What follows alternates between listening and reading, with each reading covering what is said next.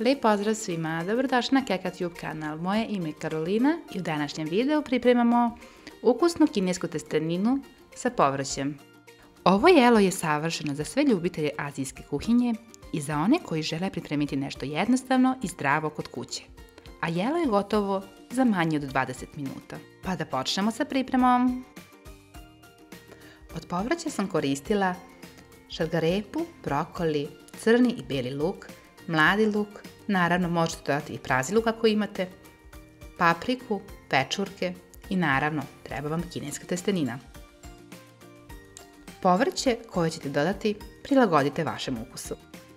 A tačan spisak svih sastojaka koje sam ja koristila vam se nalazi dole u opisu videa kao i na mojoj web stranici.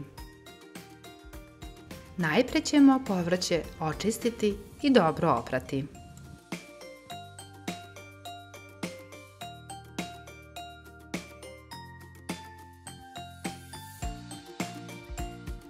Kada ste povrće dobro oprali, onda ga isecite kao što sam to ja uradila na videu.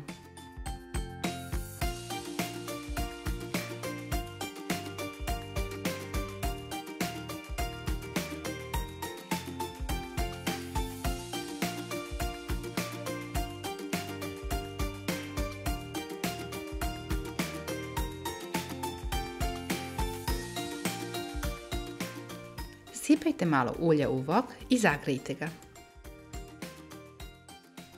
Zatim dodajte crni luk, bijeli luk i mladi luk. Pržite oko 1 minut na jakoj vatri.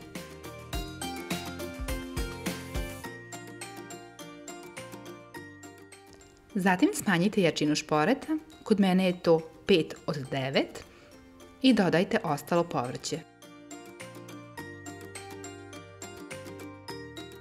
Dobro promešajte i dodajte 60 ml vode.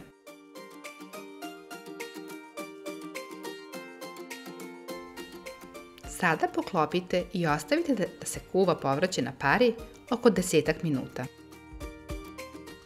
Povremeno promešajte.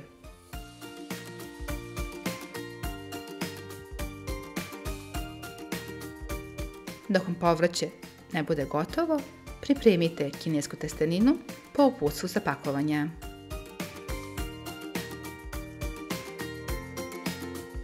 Testeninu kuvajte na laganoj vatri i pridržavajte se uputstva za pakovanje, zato što ukoliko pretjerate, testenina će vam se raspadati i bit će gnjecava. Testeninu dodajte u povrće i uz pomoć 2 varjače pažljivo promiješajte. Sada je potrebno da samo sve začinimo i naše jelo je gotovo. Dodajte soja sos, naravno 1 kašiku oyster sosa, 2 kašike Maggi tečnog začina za jela, 1 kašiku susamovog ulja i vrlo malo belog bibera. Sve ove začine i dodatke možete nabaviti u većim supermarketima.